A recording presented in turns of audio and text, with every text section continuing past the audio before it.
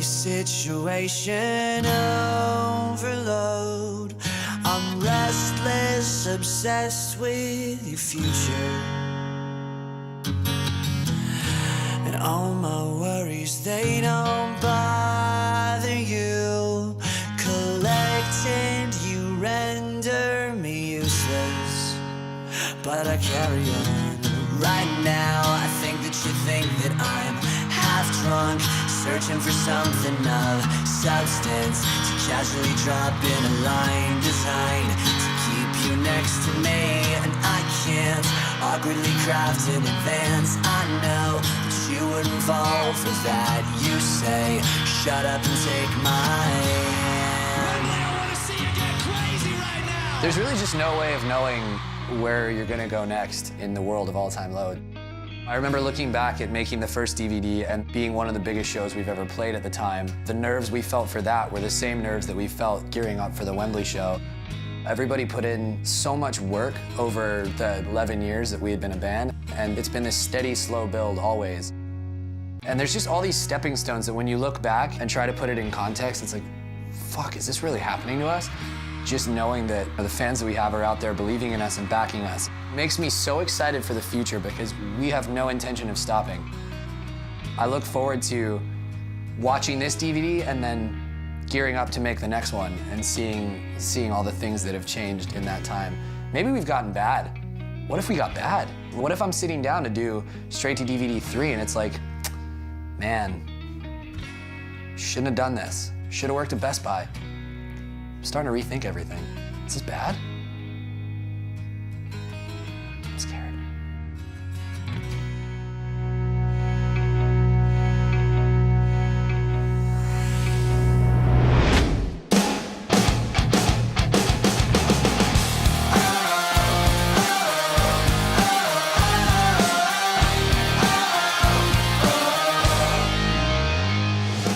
There came a time in our career when we decided to proceed with a new adventure and sign with a major label. We signed to Interscope Records. At the time, it seemed like that was the best thing for the band. We just come off our biggest album yet, Nothing Personal. There was a lot of buzz about the band. Everyone was really excited about us. We saw the goals we wanted to achieve, but we didn't at the time quite know exactly how to get there. Seemingly, when we went to meet the label, it was great. They were very excited with the fact that we already had an established fan base. We're like, this is it. This is gonna put us to the top. We're just gonna blow up.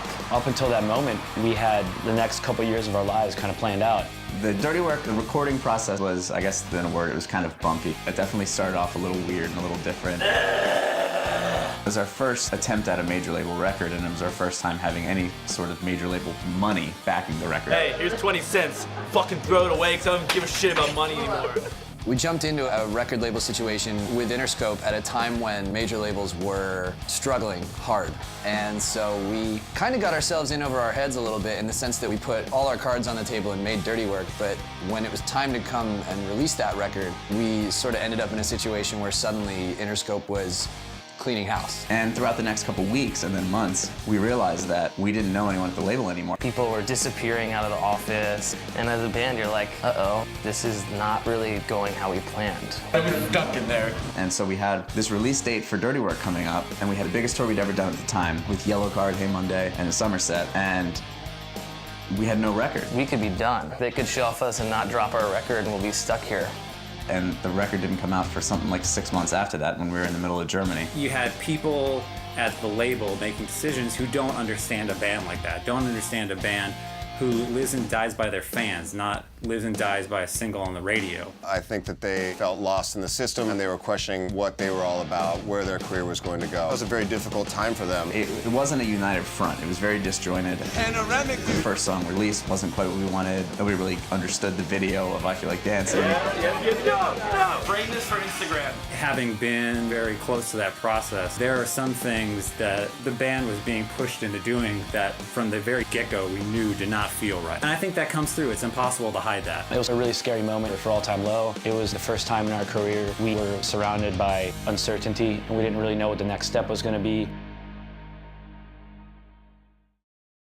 Great, I got a fucking camera everywhere I go. Fucking paparazzi. I'm Will Smith's son. I can't go anywhere. It's so artsy. It looks like it should be at like a gallery because I'm that good.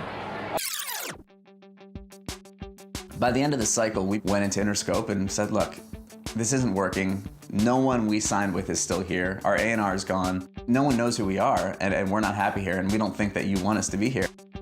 Critically and in the magazines and online and stuff, there were sort of these reviews going like, well, this is the moment the band changed, and this was the one where they missed. I remember doing interviews at the time, and people were basically predicting the end of us. I think because a couple of missteps, it created this perception that that record was a failure for us.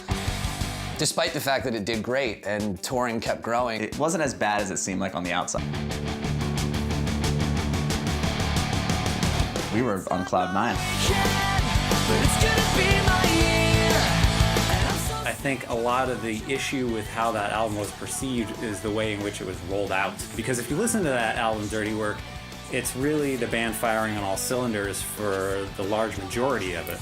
That was pretty much when we realized that it was maybe not the place to be at Interscope Records. Maybe it was best to go back to the label and ask if it would be cool to part ways amicably. They obliged, which was cool. It was kind of like a mutual split. You hear tons of major label horror stories, and we got a little bit of taste of that. What we didn't get is the lawyers and all the contractual stuff happening. It was pretty much an easy break. It's cool when that story happens, because I've seen a lot of bands that come up and then they sign with a major and it doesn't work for them, and it causes the band just to fall apart. And you're like, man, those guys were so talented, what happened? All Time Low got stronger, they got closer, they got better at what they do. They were better for it. At the end of the day, we were still young and we didn't know anything. A lot of our decisions were never that calculated. We went into things sort of brash and it was all in an effort to build, but at the same time, it was always like taking that leap of faith. And I think that was the one time where we jumped and landed in quicksand and we were like, oh shit, how do we dig ourselves out of this one, because the perception of the band had changed a little bit. So I think that was a big lesson for All Time Low during the Dirty Work album cycle, really having the courage of their convictions and just knowing what's true to them and what's not.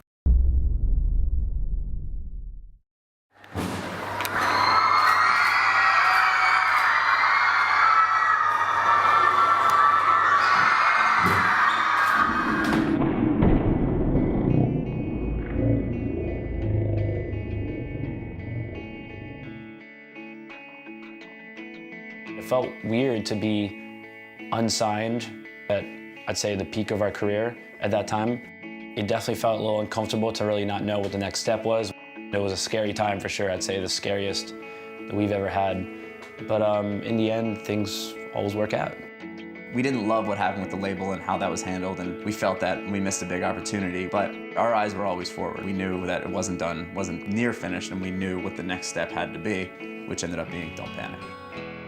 I feel like that experience is what catapulted us into this new mindset. We were refocused to redefine All Time Low pretty heavily.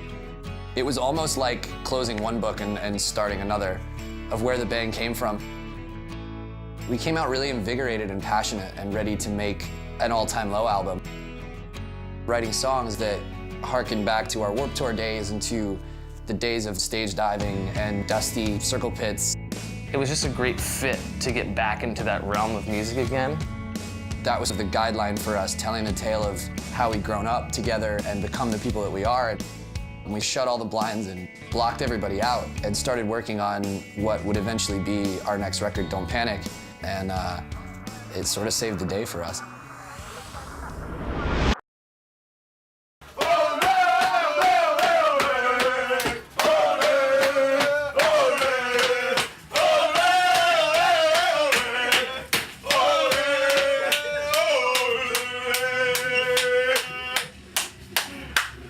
Song goes out to all of you. It's called Somewhere in Neverland.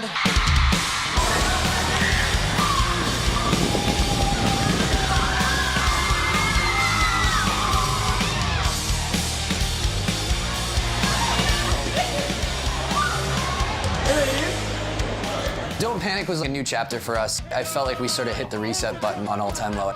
We had a meeting as soon as the whole Interscope thing went down about what do we do next? How do we put all this past us really quickly? And that was the answer right there, was really quickly. We knew we had to reconnect with the fans, and we knew we had to do something that was honest and heartfelt. We sat down, made a plan, decided, let's go back to what we do best, back to where we came from, released an album on the label that got us to where we are today. We went back to Hopeless Records, and that completed this story almost. It might have been one of the best things in the world to go through that trauma and to come out the other side with the people who've been supporting them from day one. Going back to Hopeless. Did I come back? You wanna go home? It's kind of nice that you can go back to that. It's like home, because we knew everybody. Hopeless loves the band. The people at Hopeless really do care. Give it up for Hopeless Records, please.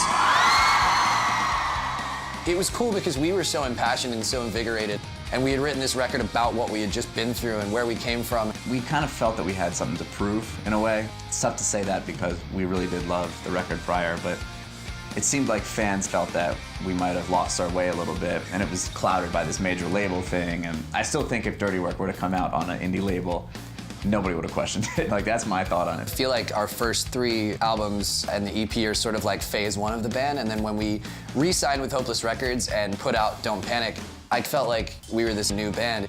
So it was a big, crazy, full circle moment for us. No one was telling us what to do. We just wanted to do a pop punk record through and through. And you really hear on Don't Panic how honest that album is. Those first 4 songs to this day, Reckless and the Brave, Backseat Serenade, If These Sheets Were States, and Somewhere Neverland, I feel like 10 years down the line, will still be classic, all-time low songs. It was really exciting time for us because, look, we love writing fast pop punk songs. We always have. It's our bread and butter, and that was really Don't Panic for us. You guys, you can come back now, like it's okay. We're back. Somewhere in Neverland. Let me see those hands. Now let's hear those voices.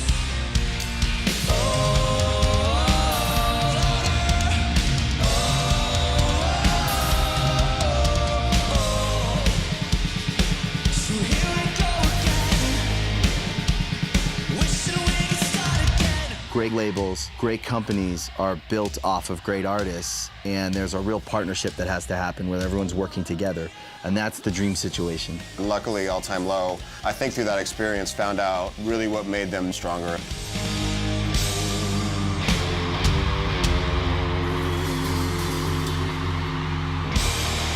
fucking thank you for supporting us over all these years, through the ups and the downs, and mostly ups.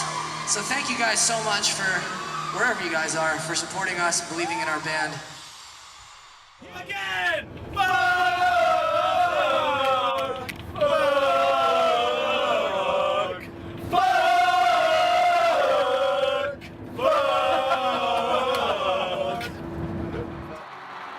So we were in the thick of touring. We had done all these festivals across Europe and in the States, and then something amazing happened to us when Green Day got in touch and was like, hey, we want to do a bunch of shows with you. Being able to go and play shows with Green Day overseas was absolutely nuts for us. We got to play all over Europe, and we got to play Emirates Stadium for, 63,000 people. Green Day sold it out by themselves, and then we got added on the show. We were like, that's insane. We got on stage, and it was just a sea of people.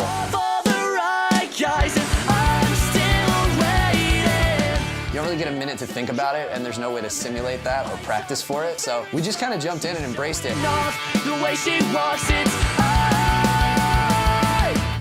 It sort of introduced us to this new scale of what shows can be for All Time Low. You know, we're playing with the big boys now. To be honest, touring with Green Day and opening up for them in Europe for 2 months changed the whole landscape of our band. I think it opened the door for us and took us to a next level over there. There was a noticeable and tangible difference after we did those shows as far as how much our following increased. The second we left, people were immediately like, when are you coming back? When are you coming back? When are you coming back?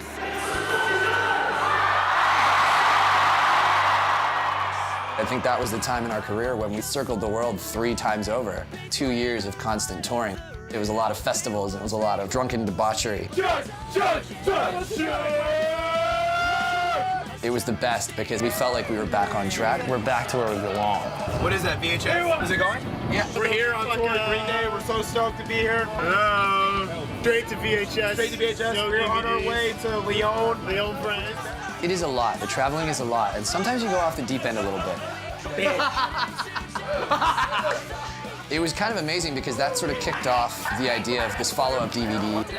Let's start showing people how much this band has grown, not only in the States, but around the world. Because of our constant touring. Work together to make a better world. Plans, How famous am I? Hi! It's the mountains of my pizza! Will you eat it? Welcome to our life. This is All Time Low touring band and crew. We hope you have a great time. We hired a videographer, Travis Zachary, to come out with us and help us out on the road, document everything. Take care of Travis. Travis getting experimental. Do you do it? Travis, you are a travesty. Travis, you are a travesty. Travis, you are. Travis.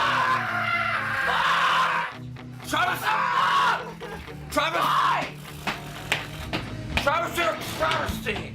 Back then, when we were on tour with Travis, it was a little more wild than it is now, being, what, 23 on the road?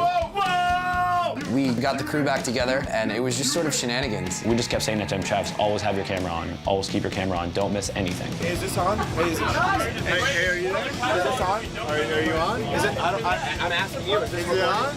Is this recording? Can I get it on? Hello? Okay. We filmed everything.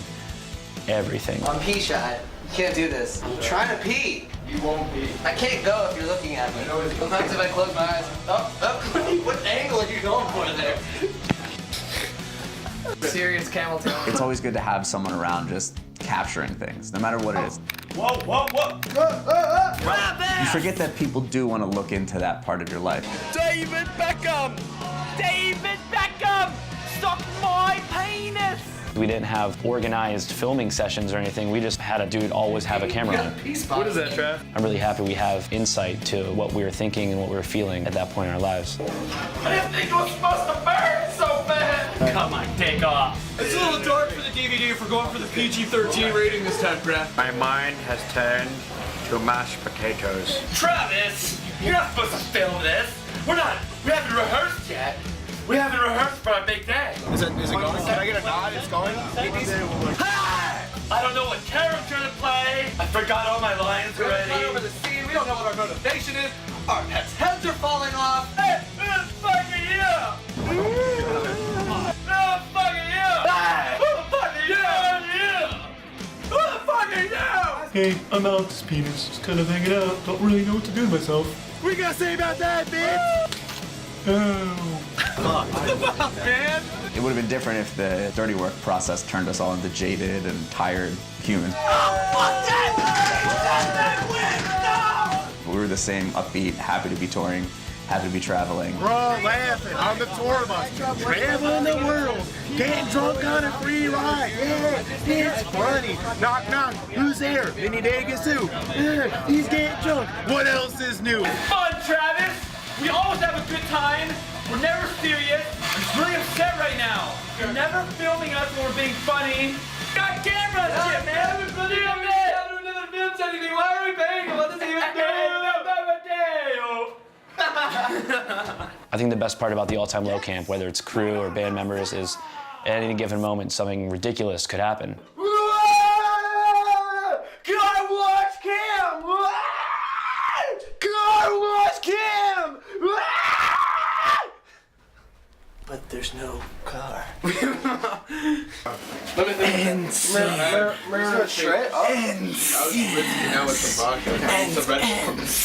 just gotta say fiend. Okay.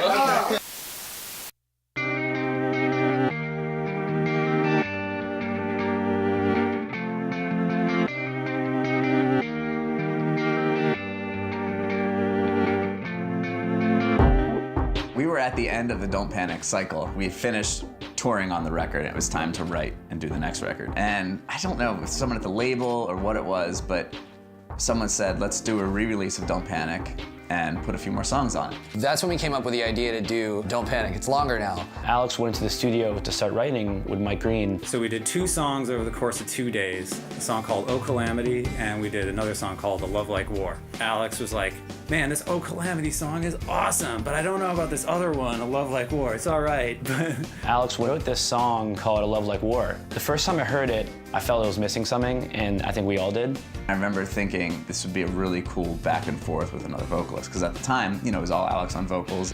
The idea came up to get Vic from Pierce the Veil on the song. Alex asked if I wanted to be on this song that they had, and they sent me the demo of it. We knew Vic pretty well, but we didn't know him or that band as well as we do now, and I'm sure you'll see in the footage we know them quite well. What's up, brother? How you doing, man? How are you? Good to see you. Mr. Scent, I remember it like the first time I smelt it. I know.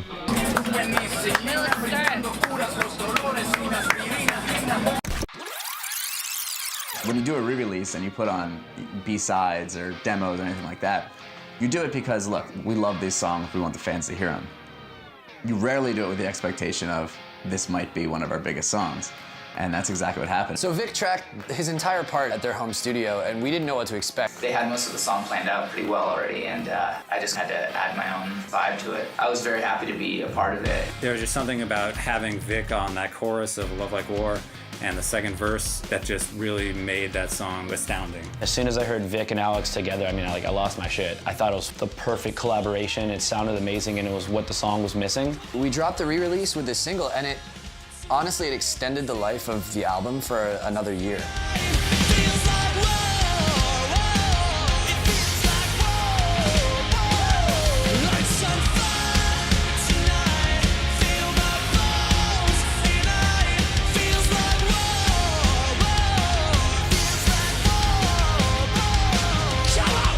It was one of the biggest songs, definitely on that record, and definitely of our career. So, thank you, Vic. I think music's all about collaboration, and it was very cool having this big collaborative effort going forward. And I think at the time we felt like our bands were very different, but we quickly realized that because of that song, there was this massive crossover between All Time Low fans and Pierce the Veil fans. And so we almost immediately decided that we had to tour together. That's when we came up with the idea of the Spring Fever tour and doing this co-headliner and pushing us both into rooms that were bigger than we'd ever played before. The Spring Fever tour that we did with All Time Low was one of my favorite tours I think we've ever done. We were blown away by the reception of that tour and how well it did. It like sold out in a week. It just like blew out. It was a prime example of two independent bands that have been on the grind for years, finding a creative way to engage the rock community and take things to a new level. Going out and just putting on a show that people would never forget. Spring Fever tour. Wow, that's a party tour. I remember from day one, we were just like, oh, this is gonna be fun. There was no ego, there was no fighting, there was nothing like that. It was just a party every night, like literally a party. Every time I walked on Pierce the Veil's bus, they would make me do a shot of Jameson with them. And it was just non-stop partying. I've never drank so much Jameson in my life. We were backstage playing beer pong, we were hanging out, we were getting to know them. I think on that tour I must have gained like 10 pounds in alcohol weight. It was one of those tours where you just sort of didn't feel bad about walking on stage while other bands were playing. Pierce the Veil brought out a beer pong table, and it was like a frat party happening behind me. And the worst part about it was I couldn't participate. Man, this show's incredible, but I kind of want to play beer pong. That was one of those tours where at the end of it, you're like, oh, shit, that's the end. It was so fun to have a tour where it was that lighthearted the whole time. I think it might be my favorite tour we've ever done. And it was kind of the beginning of a friendship that lasts forever.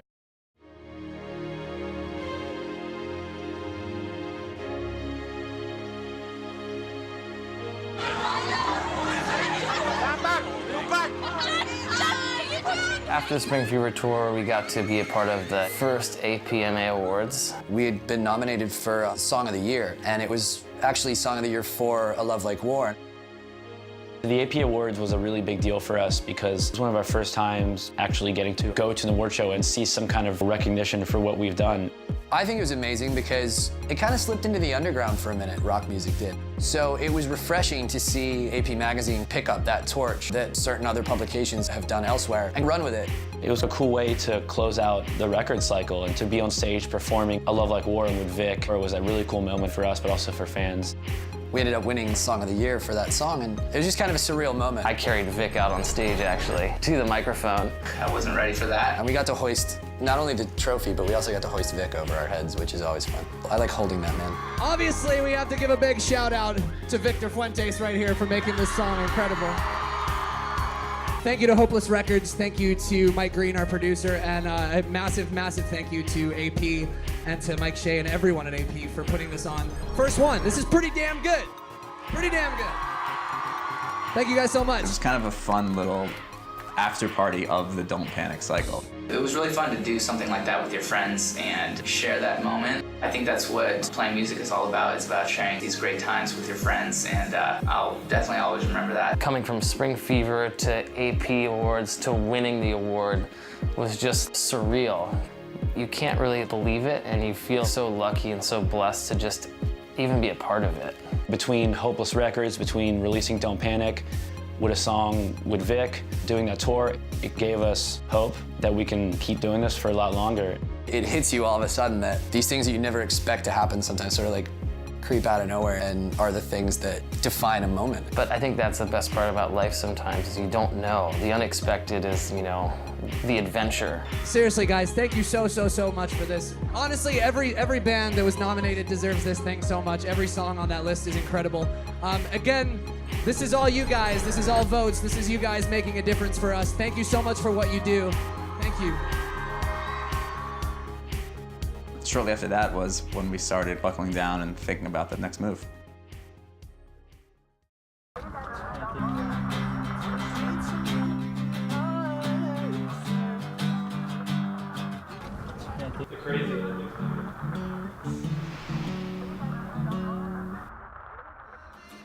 On this record, we just felt like we had a little more room to play around, and we didn't want to do a repeat of the last record. We tried some different stuff, and I think, you know, it had some really cool results.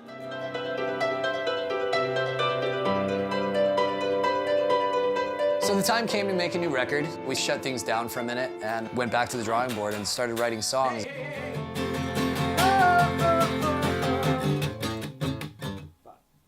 See, writing records is easy. It's just that simple. We had like 10 or 15 songs at this point, but we needed someone to come together and make an album out of it. We had a hard time picking a producer for Future Hearts because we wanted to get out of our comfort zone and work with someone that we had never worked with before. And that can be like terrifying when you're not sure who you're gonna work with on an album. I'm scared! I ain't afraid of no ghosts. And one day, one of us was like, well, let's hit up John Feldmann. We sort of just shot in the dark, sent John an email. And he just responded with all caps, fuck yes. That's it. Exclamation, exclamation, exclamation, just fuck yes! Fuck yes. Hey, have you guys seen my friend John? He's fucking awesome! Where is he? We had always dreamed of working with Feldmann, so we were like, that's our guy. I was definitely top 40 on their list, for sure. Number 39, all right, cross them all off, John Feldmann, and I was super pumped, of course. Recording with Feldmann was pretty much as crazy, if not crazier, than what I expected. He's like a mad scientist when you get in the studio with him. Anytime you make a record with Feldy, you're gonna get an experience. He's got a vision and he's intense. Making Future Hearts was such a great experience for me because the guys were so open-minded. Drums are boring. I told you to program the fucking drums. I wouldn't have to be here. Security! It's just drums, whatever. Whatever it is that I can help come up with to inspire him to write the record he wanted, that's really my job. Which I think is really important in a producer because you have to get the band you're with. You can't shape them into something that they're not. Are you guys talking about vibes? We vibing? Guys, what are we vibing? How's it going today? Really good. You know, the writing process, especially for Alex, is a hard time because he's throwing out so much creativity and so many emotions. By the end of the day, he's drained. So it was good to be around him and have a positive support system. It's Friday night.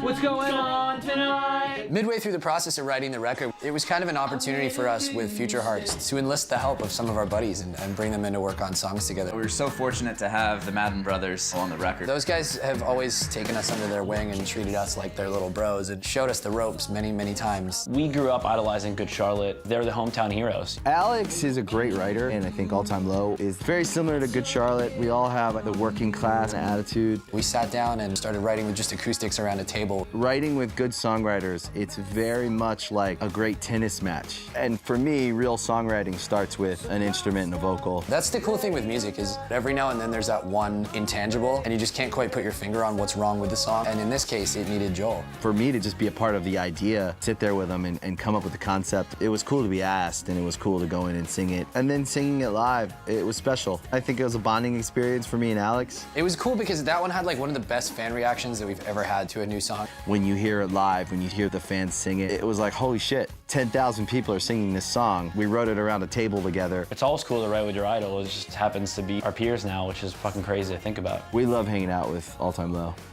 Hey, would you bail me out if I need it? You know what I mean? That's cool. Woo. 7-8. Thank you. We have like over 30 songs now for the album. 16 from just being here, and then the other almost 20 that I came in with. And it was an interesting task to blend it and make the two worlds meet. I'm very detached from all my children at the moment. How can we either beat these songs, or what do we do here that's unique and different? I remember we had this big board that we were writing all the songs down on. Put it on the board, Jack. Put it on the board. We're out of space. We'd erase a song and be like, all right, I guess that's cut. And then a week later, be like, shit, did we cut the wrong song? Hi! Is this record what we need? Do we have what it takes? I just don't know anymore. I just don't know anymore. Hey, Jack, want to explain what the dicks mean? Dicks mean song is definitely going on the record. And if it doesn't have a dick, it doesn't mean it's not going on the record. We just haven't decided if we want to put a dick in it yet.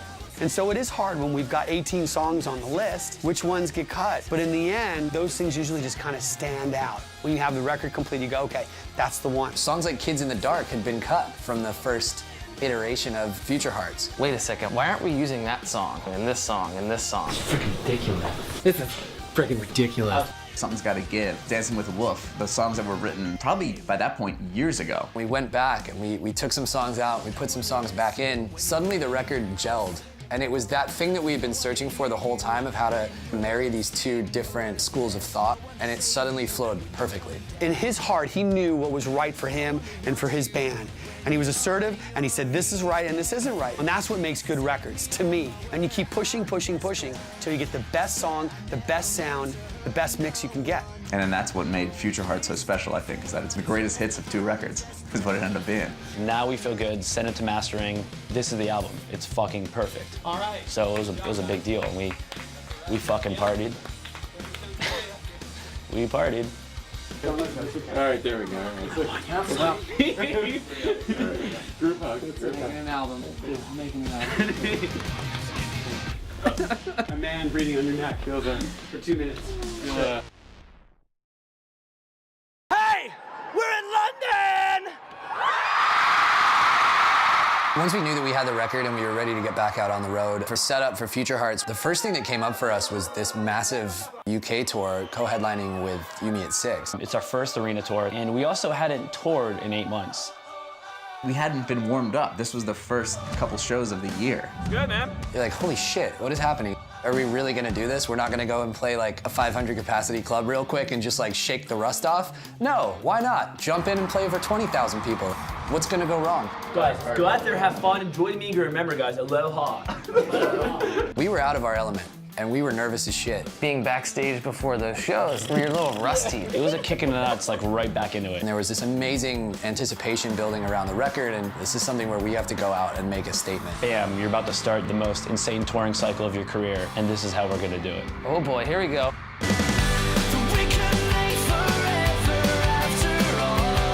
I was here at 6 o'clock this morning. I skipped work to be here for all time now, and I can't wait. I'm so excited.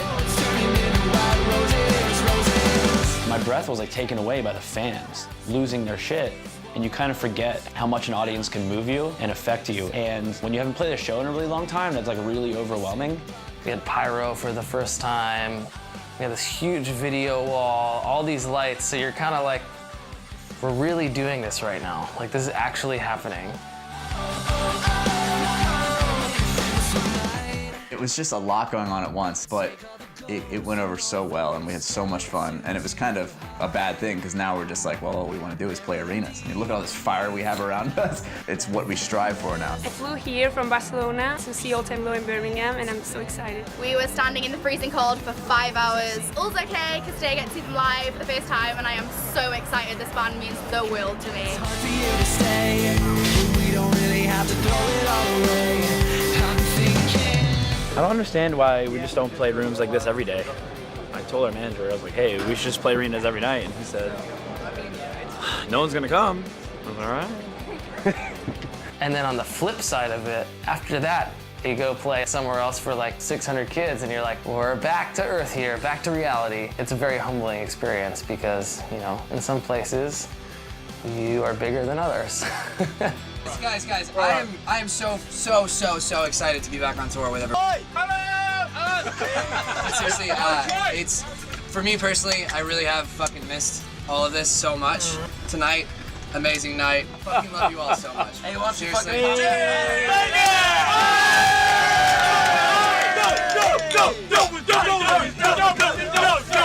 Go!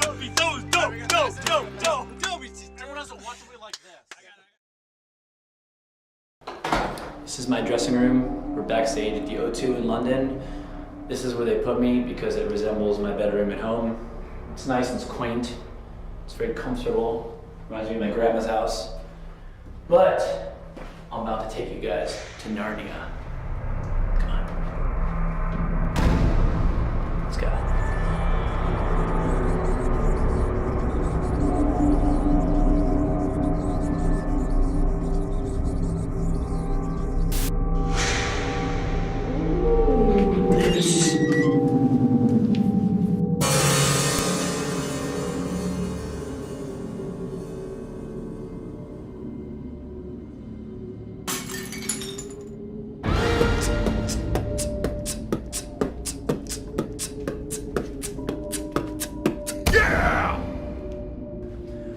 Thanks for coming by. Get the fuck out.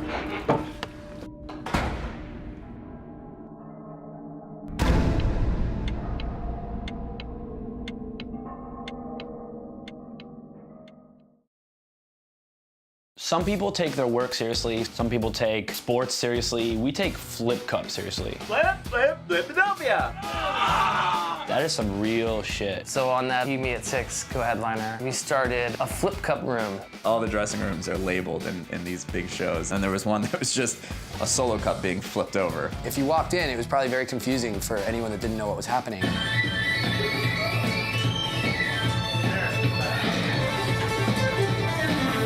I tried it! It was just a room with some tables. Bunch of red cups. And a cooler full of beer. And it's probably not good that we did this before the show, but don't tell Mom. All our crew members have radios on them so they can communicate. And you'd hear this air raid siren. It sounded like a bomb siren going off backstage. It could be 10 a.m., it could be 10 p.m., you never know. Please slide down.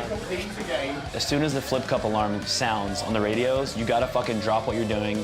You gotta go to the Flip Cup room, which is a real thing, and you gotta be ready to play hard. Ready! Albert, go!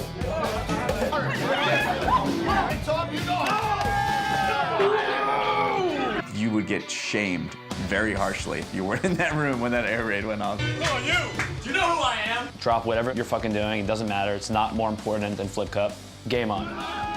It was just purely about the largest game of Flip Cup that anyone has ever seen. Tables will get flipped. It's supposed to be the cups, but sometimes you get a little angry, you get a little heated. That shit's for real. Instead of a siesta, it was get amped up and drink beer for 10 minutes, and then we'll go back to work like it never happened again.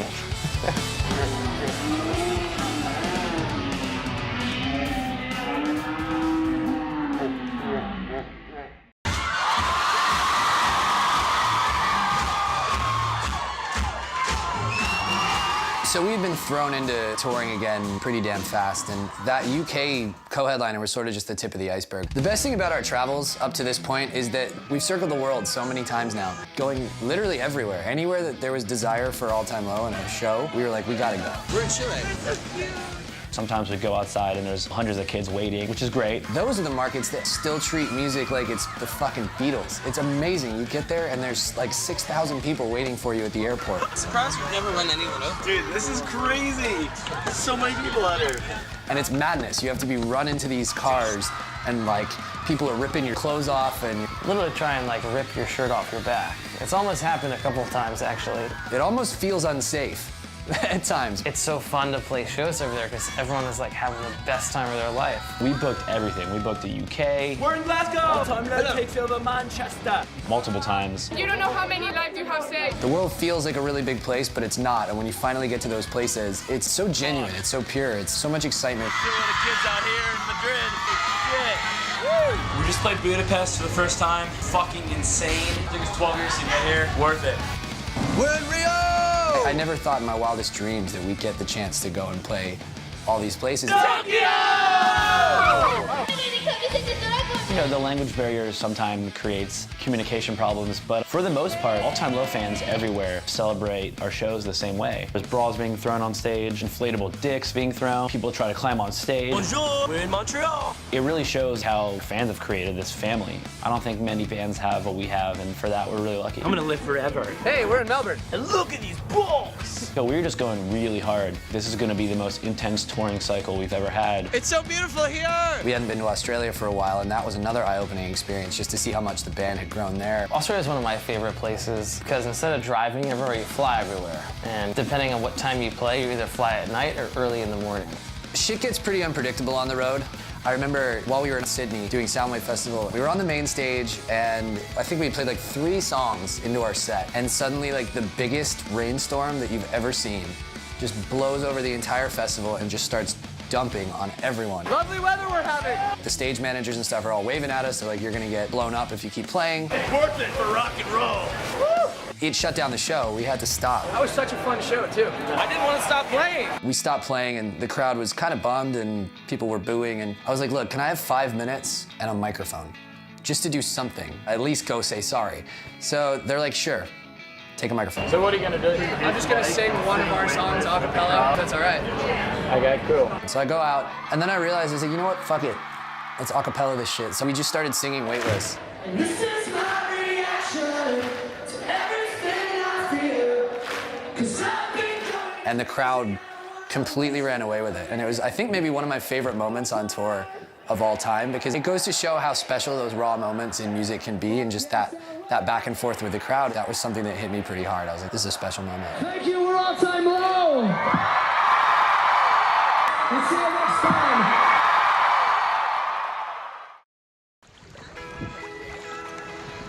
Jack is the baby in the band, and whenever his birthday comes around, it's like everyone has to stop and drop what they're doing because it's Jack's birthday month. It's my birthday!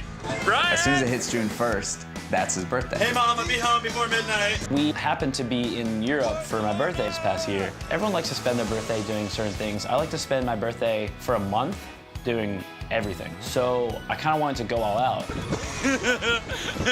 Just a celebration of life and just birthday month in general. Talk dirty to me. At this time, Jack becomes Princess Jack. So he puts his tiara on like it's his sweet 16. Hey, birthday. I want a pony, I want cakes, I want pies, I want a clown, I want monkeys. He really is. He's like a 16-year-old spoiled girl. We're done when I say we're done. Thursday, we get to the W in Barcelona. We could rent a cabana, we rent a suite, we could party. Welcome to my cabana. To my boy JB for his birthday. Hey! Got super European, like drinking rosé on the Med. It was a pretty special moment. The next day, we're in the Mediterranean, we could rent a boat. We got the boat and it was so fun. It was probably 14 of us on this boat in the Mediterranean, and it was such a good time. Kid doesn't know what Africa is. So we spent like a week on the Mediterranean sailing around in the south of France. We're in Marseille! There's a cool fucking bar. Hercules! 1, 2, 3, 4!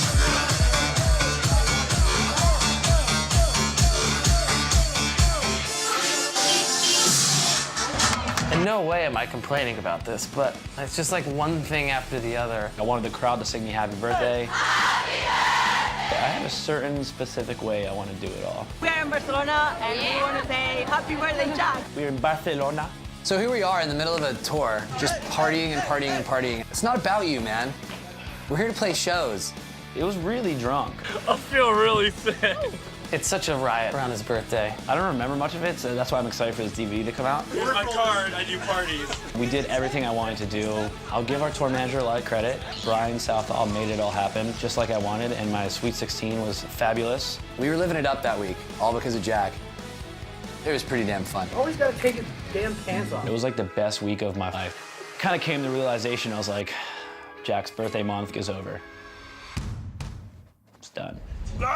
But there's always next year. Happy birthday to you. Barcelona.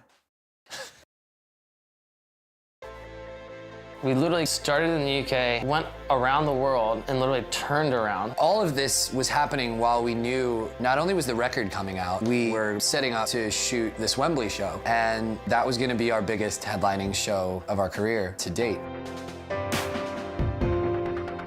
Seeing All Time Low play when I saw them play in London was definitely a moment for me.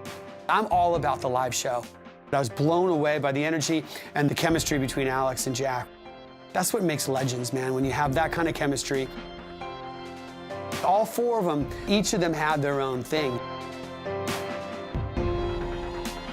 That was the moment I said, this is the real thing.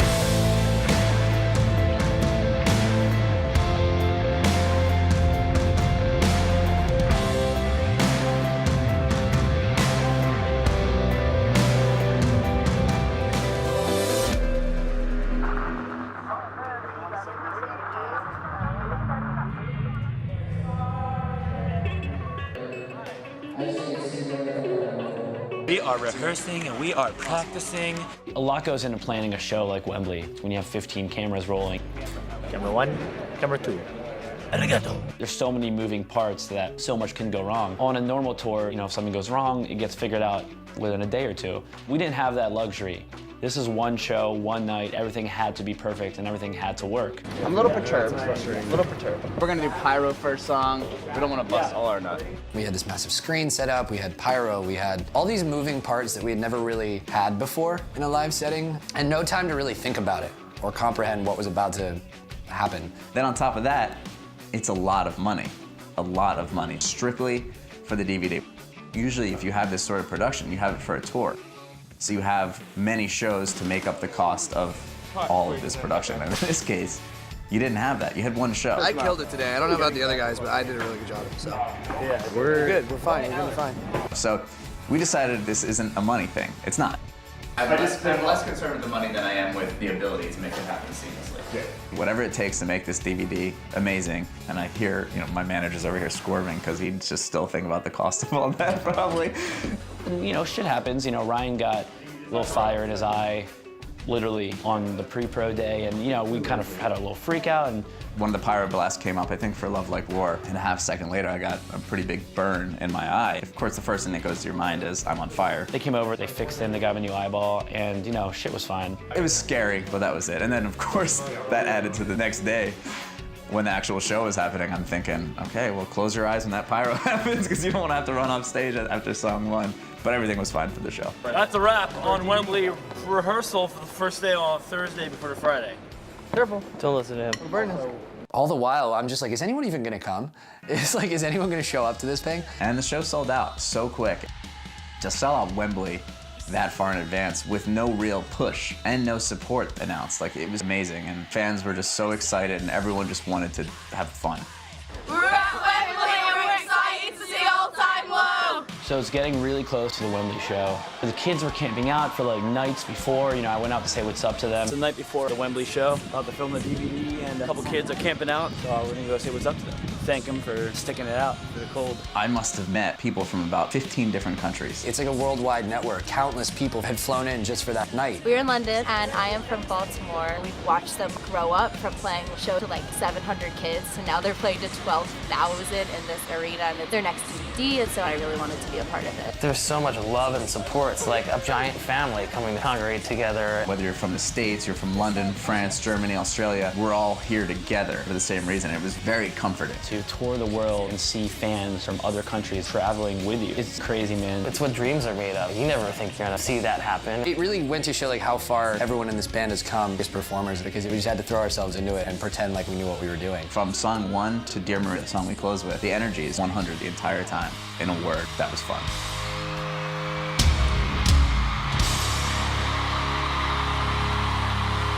And I think that's kind of what this band's always done. It's been like a perfect accident. Like every step of the way, we're sort of just like stumbling into the next awesome thing that happens to our band. And we're like, yeah, totally meant to do that. Stuck the landing. But no, we have no idea what we're doing. And we continue to not have any idea what we're doing.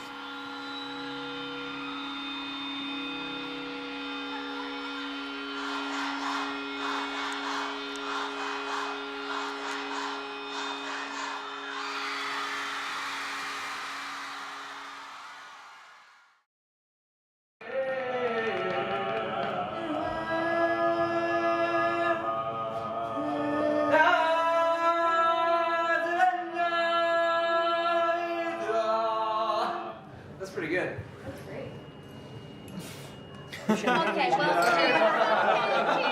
So we finally get Wembley behind us. Then the next realization that hits is that we have to put out Future Hearts. It was like, fuck, are you serious? Like, we just did the biggest shows of our lives and this record's still not out. So fucking hungry, give me chicken sandwich. So fucking hungry, give me chicken sandwich. Spicy chicken sandwich, put it in my mouth.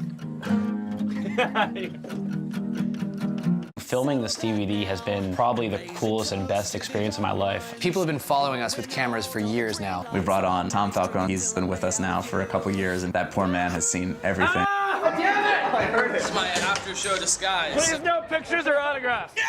Leading up to release day is always an underlying tension because you always want to beat your last record. So we immediately jumped into promo to set up the record that we were so proud of. It blurs together for me because it was just flight after flight after flight after long car ride after long car ride to this radio station and this location and this in-store signing. We did acoustic shows. We got to perform at the top of the Empire State Building. They invited us to go and actually go to the top and play a show. I've never been to the Empire State Building, let alone performed at the top of it.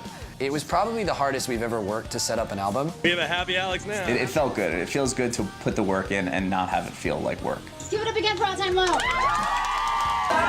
If you ever want to see Alex Skarsgård again, I want $100 in Taco Bell bucks. We all get carried away with the camera sometimes. Everybody's tried their hand at being the producer of this DVD. Bitch. Someone here's been a dirty bitch. Time for your punishment. I'm so fucking sick of getting spanked by Alex. He's gotta be nicer to my body. I know my body is flawed. I know this. Looks like the band's breaking up. So take a breath now. There's so much nonsense that has been captured of us just losing our minds on tour because it is a lot. The traveling is a lot, and sometimes you go off the deep end a little bit. I'm not proud of it. What happened out there? Oh, Jesus Christ! Yeah. I apologize in advance for what you may see on this DVD. Puppy wiener, wiener, next to a... Hey, stop filming. Hello. So at this point, the stress was gone. The record's out. The reaction was amazing. We had nothing left to do but get out on the road and do what we do. After all the international travel, we finally got to come back to the U.S. These are my boxers. You know what they smell like? Freedom. So we did two pretty heavy full US tours on the Future Hearts cycle. One was called Future Hearts, one was Back to the Future Hearts. And of course, there was a lot of partying on that tour. What's the whiskey? A lot of partying. It's kind of a throwback to like how we used to hang, you know, on Warped Tour in like the tent world. Outside the venue, just have like big raging parties if bus calls late. Jack, of course, loves to pop champagne and spray it at everybody. He makes a mess of everything in a really good way. It's kind of like a childhood dream of mine coming true. There's a lot of those on this DVD. All in all, that tour, man, that was so much fun. I can't wait to do that again. Can we start touring again soon? I remember about 2 days before, Eric Tobin from Hopeless Records gave me a call. He's like, the record's gonna be #1. And I was like, what? And he's like, yeah, the record's gonna be #1. And it's gonna be #1 in the UK as well. Fucking better than anyone. That's when like all that weight on my shoulders was just lifted. Biggest band fucking ever, man. We did it. All the anticipation, all the buildup, all the legwork, and all the stress of making an album just went away in that moment. And now suddenly we were gonna have the #1 selling album in 2 countries. You're just leading up to that moment, and then it happens, and you breathe. And you're like, yeah, we did it. We beat ourselves, which is always the goal. It confirmed everything that we had been striving towards after re-signing with Hopeless. Without them, I don't think all that would have been possible.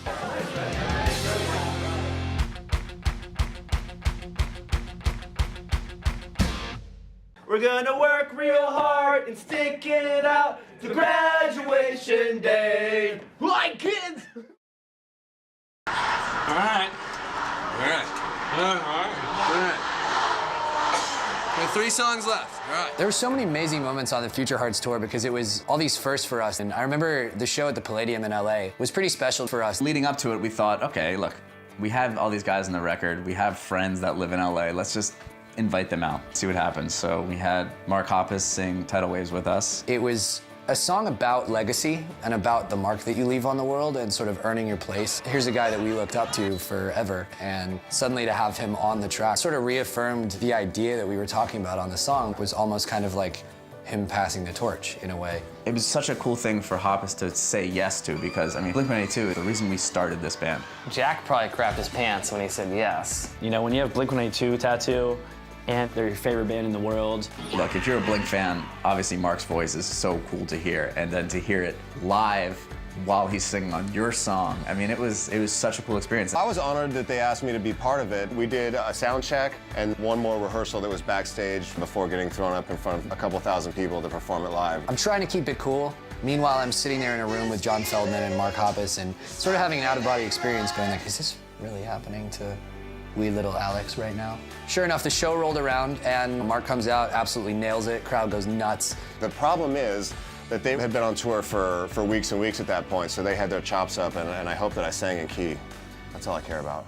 Thank you so much, you guys. Give it up for Mark Hoppus. Everyone came out and it was a great time. We didn't want random people on stage. We wanted people on stage who had a connection to the band. Vic came out and did A Love Like War with us. Also, our good friend Lindsey Sterling, who is the sickest violin player I have ever met. We had a connection with Lindsey with our friend Gavi. One of my best friends, Jason Gaviotti, Lindsey's keys player. She came out and did Kids in the Dark with us. We didn't even get to practice for that. That was just Lindsey in our dressing room saying, you know, what about this? I love that it had that lead guitar line that was very easily turned into a violin line. And she was just such a sweetheart, such a fun soul, and amazingly talented. And Performing with them live was super fun because there were so many musicians to interact with on this stage. I got to like rock out with Jack, you know, as he's playing the guitar, and they had a super fun stage that like ramped up, so I got to like jump off things. She's super talented, amazing little firecracker of a girl. Jack is a, you know, creature to behold on stage himself. He's so energetic and crazy, so the fact that he said that is a huge compliment. it was like a star was on the stage. It was awesome. All Time Low's fan base was a sea of girls. Bras were flying on stage, and I had to laugh. I remember after the show, Jack being like, dude, did you even see what she was doing? She is like jumping off the drum riser and things like that, just all over the place in the most amazing way. If you go back and look at it, I think she outdoes Jack on stage. I really think she does.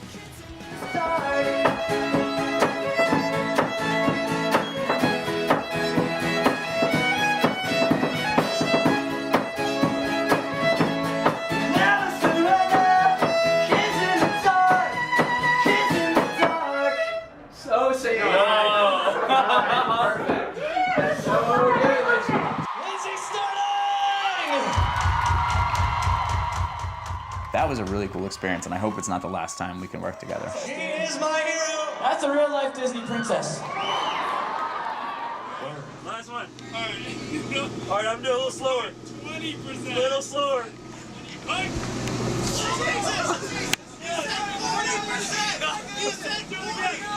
Oops. Morgan Cox from the Ravens, long snapper. Nearly took my head off. Respect. Worth it.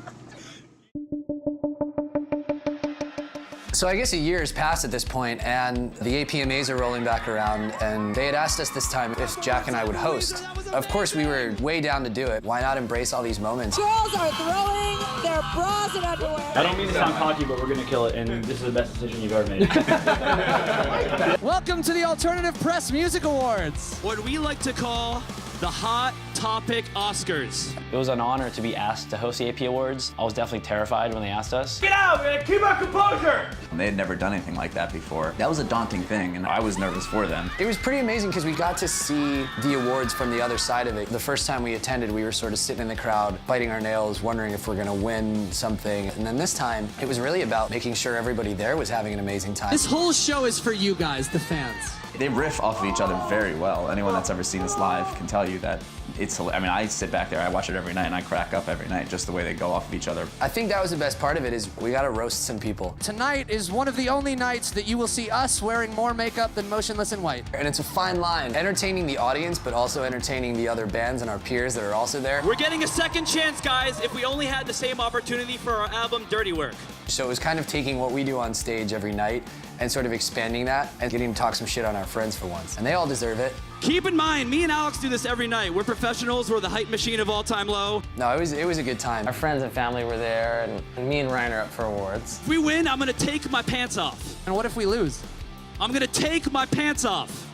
What made that night really special is both of them got to walk away with Best Drummer and Best Bass Player, respectively. Me and Ryan are very keen on how we play live and how we play together. So it's kind of like a really cool experience for me and him to win together. We'll never forget that for sure. You know, Alex and Jack did such a good job. It was a fun night. We got asked to do it again, so we'll see what happens this year. Happy 30th birthday to Alternative Press. Thank you to everyone at Alternative Press for putting this amazing thing on. Seriously, you guys have always been so amazing to work with. We deal with so many people in this industry. We know this, and I've told you this before, and you guys have always been the most solid, down-to-earth, sincere, warm people we've ever worked with in this music industry, and we're just so glad that you're part of this. Thank you, brother. Thank you, Good man. night, guys. Humbled to be here. Thank you all for having us and letting us do this. Yeah, guys. We got scars on our future hearts, but we never look back, no, we never look back. Take it easy. Thank you, thank you, thank you. It's felt amazing to look back and reflect on everything we've done. We live fast lives, and it's a roller coaster. I mean, we have an opportunity from here to continue to grow and keep this legacy going for as long as we possibly can. After all was said and done, we had reached the end of the tour. Last fucking show. Having all of our family and our friends close out the tour out with us in Baltimore just felt right. It's our hometown, it's where we come from. Coming back home for the last show was absolutely incredible. It was all these familiar faces, all these people that had been coming to shows for years, and it culminated in this one moment where we were playing a venue called Pier 6, which is one of the bigger venues in Baltimore, and we had never done it before. And it was the perfect way to end the tour and end the year. This is it. You know it's gonna be wild, you know it's gonna be fun. We all go home in the morning, and then we drive our cars there, and then all our families come out, our friends come out, so it's a big party backstage. I remember seeing all the fans and doing the meet and greets that day and seeing people in the parking lot afterwards, and everybody had the same thing to say, you know, it was sort of all about thank you for the experiences that we've all shared this year. You know, I remember running into people that have been coming to shows from before Future Hearts even came out, and it felt like we had sort of been on that journey with everybody. It was special. It was really special. And to be at the end of this incredibly long journey, making the record, putting the record out, achieving all these goals that we never dreamed of achieving, and then getting to finally close that out in a venue we'd never played before in our hometown was pretty iconic for everybody. Just a unique show. I think at this point, you know, we do so many shows, it's cool to have things that set them apart from each other. Every night's always special. You could feel it in the air, you could feel the energy there that night. These experiences not only affect where you are in the band, but it affects your life. It's always been an upward movement for this band. They've only grown bigger. Every show that I've seen them play has been bigger and bigger and bigger. All Time Low is all about the fans, and has been and always will be. And it's something I've rarely encountered, and it truly is something special. They really have built a really solid worldwide fan base. It's a huge accomplishment. There's this wonderful genre of punk rock music that will never die. I think it will last forever. It will always resonate in the hearts of the ecstatic nature of their fans. It's cool that this far into a career, we can continue to check things off the list as firsts and meet all these new fans from around the world. If you ask me right now where we want it to be in 10 years from now, the answer hasn't changed. We still want to be doing what we do, touring, making music, playing shows. It just makes me more excited for the future. The possibilities are endless. To be wrapping up Future Hearts, it's such an incredible journey, and we're so damn lucky to do it together and to have each other through every part of it and have the fans. If this is the peak of All Time Low, then I'm very happy with this. You know, we started this band when we were 14. It's a brotherhood. It's always gonna be that way no matter what. Because these guys molded me to who I am and helped me through everything, so I couldn't be more proud to be with these guys and to be a part of their lives, so. Let's go on tour.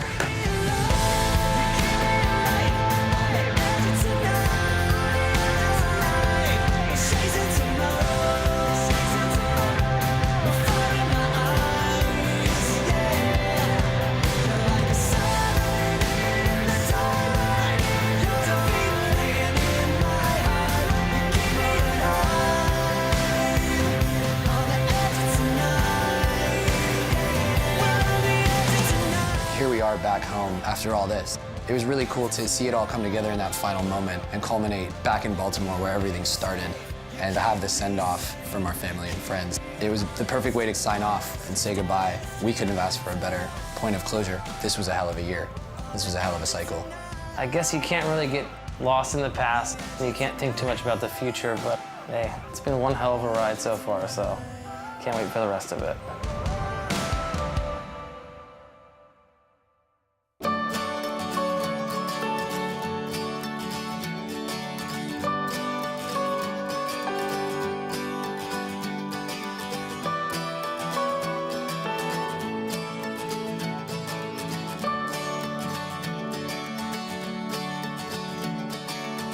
I heard that you've been self-medicating in the quiet of your room, your sweet suburban tomb.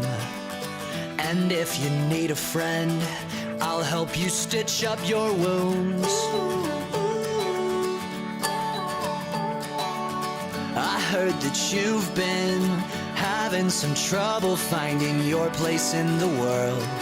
I know how much that hurts, but if you need a friend, then please just say the word. You've come this far, you're all cleaned up, you've made a mess again. There's no more trying, time to sort yourself out. Hold on tight, this ride is a wild one.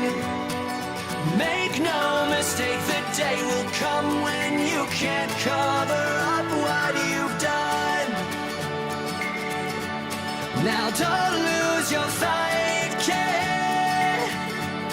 It only takes a little push to pull on through. With so much left to do, you'll be missing out, and we'll be missing you.